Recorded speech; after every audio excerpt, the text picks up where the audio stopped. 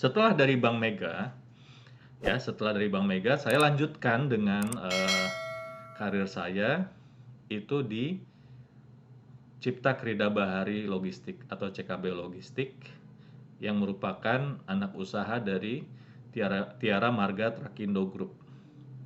Di sini saya mendapatkan kesempatan yang luar biasa, sangat menantang, sangat menarik, yaitu sebagai L&D Manager, Learning and Development Manager.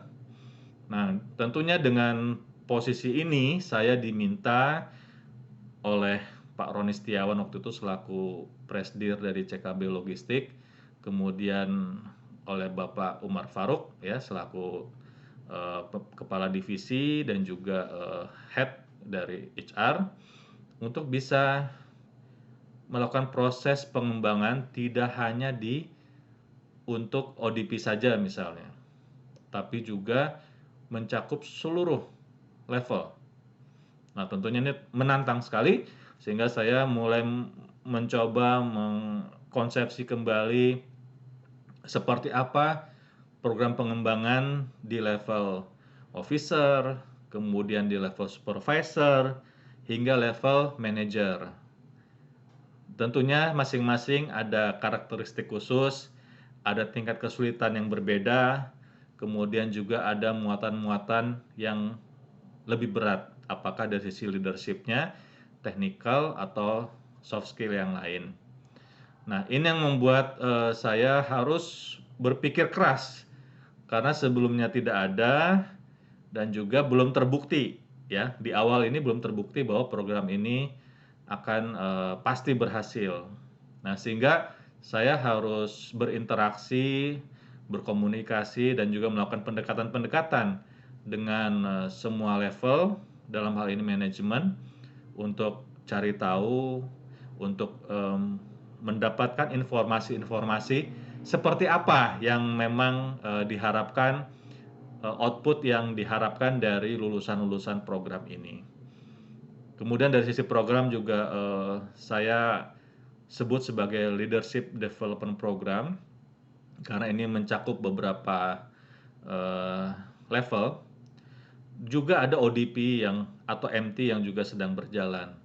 ODP di sini adalah MT yang sifatnya dari fresh grads dari eksternal yang kita rekrut. Juga ada ODP yang dari internal, yang calon-calon officer yang dari internal perusahaan. Selain itu ada calon supervisor dengan nama programnya Supervisor Development Program atau SDP. Selain itu ada program untuk manager itu namanya Middle Management Development Program. Perbedaannya kalau ODP yang eksternal ini programnya setahun dengan mengikuti proses in-class training, on-the-job training, hingga internship selama setahun. Sedangkan untuk yang internal, baik ODP, SDP, dan MMDP, ini pelaksanaannya sekitar 3-4 bulan. Di mana kesamaannya adalah masing-masing akan diminta membuat proyek penugasan. Selama internship, di situ mereka diminta untuk membuat proposal, kemudian bagaimana kegiatan-kegiatan atau proyek ini itu bisa ada resultnya, ada perbaikannya, dan ada efektivitasnya. Maksudnya ketika bicara efisiensi, seberapa mampu proyek ini memang secara impact itu berpengaruh pada bisnis gitu ya. Kemudian juga terkait juga dengan improvement, misalnya tentang proses yang tidak efektif, proses yang lambat dan sebagainya, ini dibuatkan dalam project. Dan kita bagi levelnya juga dalam hal pengujiannya. Kalau level manager itu sudah direksi yang melakukan penilaian. Kalau levelnya supervisor itu level GM yang melakukan penilaian. Dan untuk level officer itu manager bisa melakukan penilaian. Di CKB Logistik ini saya lakukan sampai 3 kali ya. Nah, ketika setahun pertama itu berjalan dengan baik, alhamdulillah. Programnya berjalan dengan baik, dan di samping itu juga ada kerjaan-kerjaan lain ya sebagai Learning and Development Manager yang juga mensupport pada bisnis, Sehingga pada akhir tahun pertama saya bekerja, itu saya mendapatkan Make It Happen Award ya dari Trakindo Group ya melalui CKB Logistics. Nah, di sini saya mendapatkan award yang buat saya alhamdulillah ini artinya kerja saya diapresiasi, kemudian juga diakui walaupun masih oleh internal perusahaan. Tahun kedua itu juga saya kembali melakukan aktivitas untuk leadership development program, dan tahun ketiga dan seterusnya ini saya lakukan juga.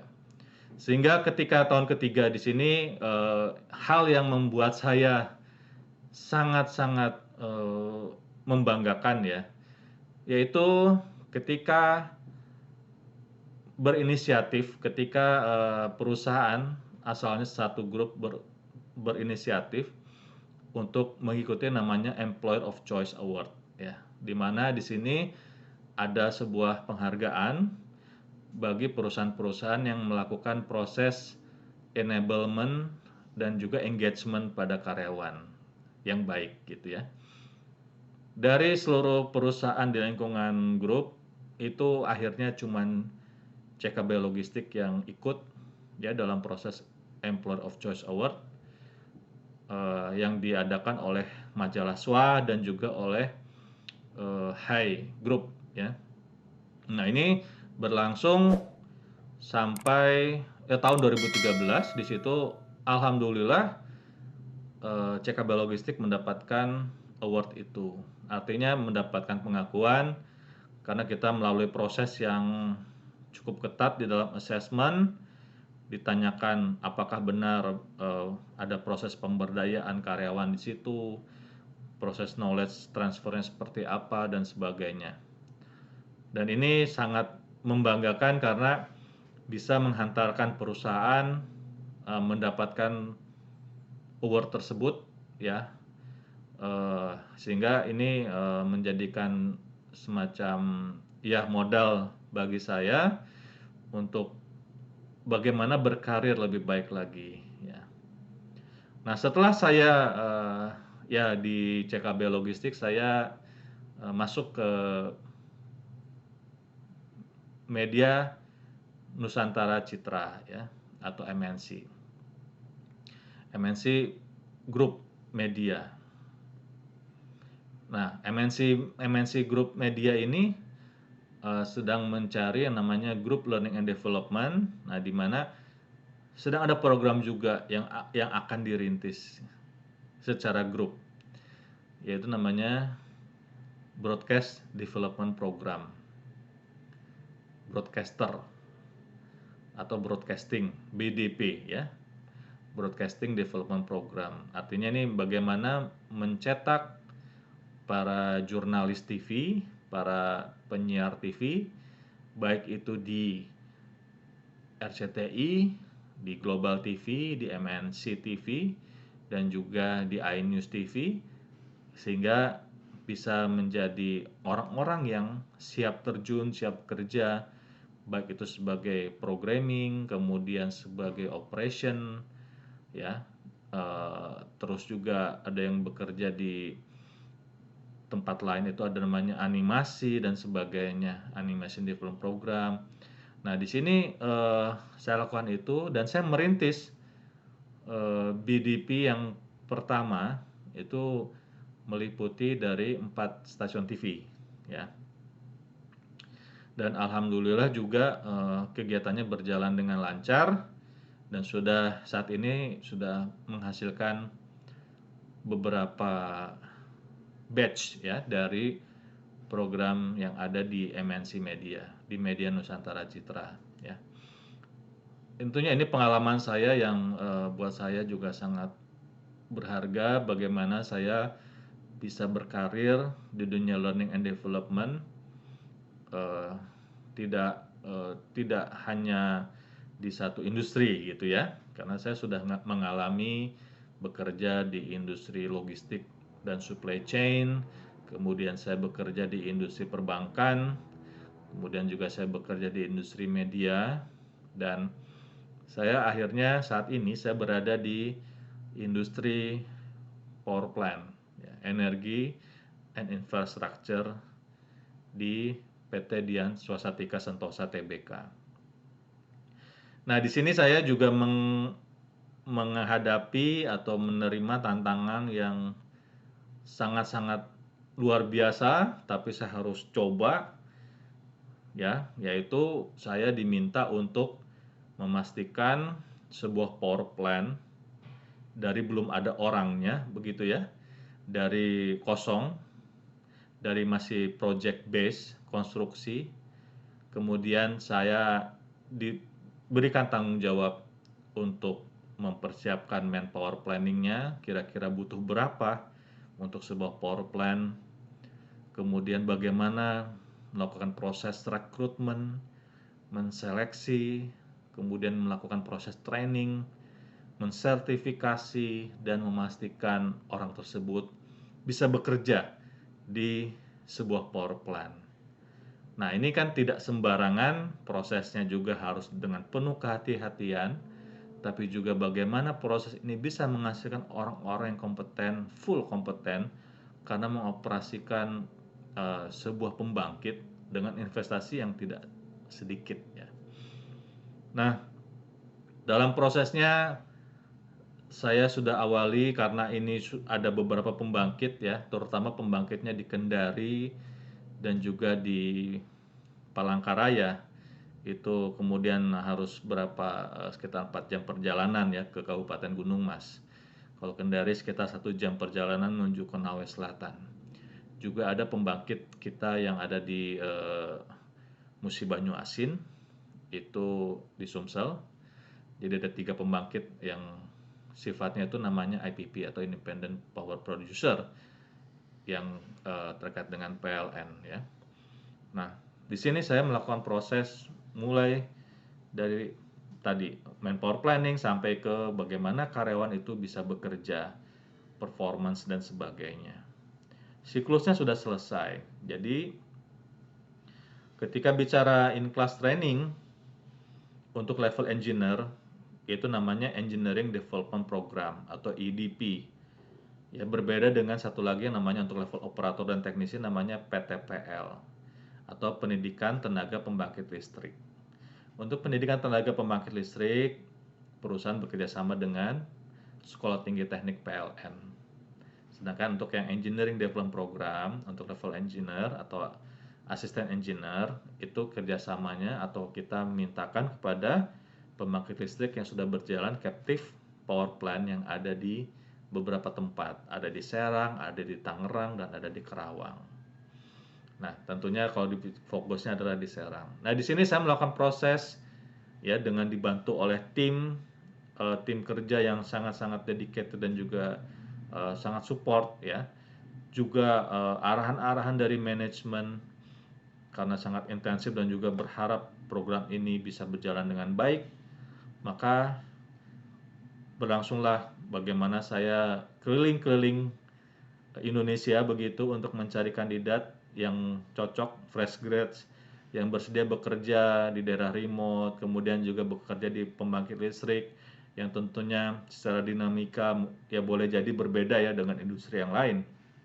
Nah, ini yang kemudian menjadi tantangan tersendiri bagi saya, mulai dari rekrut, kemudian melatih mereka selama kurang lebih setahun, ya, dan juga ada yang lebih begitu karena ada proses-proses internal yang tidak bisa dihindari, hingga akhirnya mereka sudah selesai graduation dan juga ditempatkan di pembangkit-pembangkit listrik yang ada, baik itu di Kendari, kemudian di Kalteng, dan satu lagi ada di Sumsel. Nah, proses-proses ini tentunya tidak seperti memutar telapak tangan, ya, membalikkan tangan begitu. Ini memang proses yang cukup sangat-sangat serius, sangat-sangat kita harus di situ saya betapa memastikan, ya, dari setiap prosesnya, baik dari sisi in class, kemudian on the job trainingnya, kemudian dari internshipnya, ini benar-benar berjalan dengan baik, ya, dan juga bisa menghasilkan asisten engineer yang memang handal, kemudian bisa menghasilkan operator dan teknisi yang juga handal. Dan alhamdulillah memang eh, saya tidak berharap ingin mendapatkan penghargaan atau apresiasi dari luar, tapi ketika kita ikut sertakan proses dari IDP dan PTPL ini, ternyata alhamdulillah juga mendapatkan apresiasi dari eksternal. Ya, jadi ada namanya Indonesian Sustainable Development Award ya, atau ISDA. Ini apresiasi karena program IDP dan PTPL itu bisa mampu menjadi solusi pada sustainable development yang ada di daerah masing-masing. Nah, setelah kemudian saya menyelesaikan rangkaian pekerjaan saya di Learning and Development, saat ini saya diberikan tanggung jawab yang lebih besar lagi, tidak semata-mata bicara program training, tapi juga bagaimana proses rekrutmennya, kemudian bagaimana proses performance-nya, kemudian bagaimana GA-nya atau General Affair, Industrial Relation. Nah, ini semua menjadi tantangan-tantangan baru yang saya hadapi saat ini dan sedang berjalan. Dan tentunya saya tidak akan berpanjang lagi.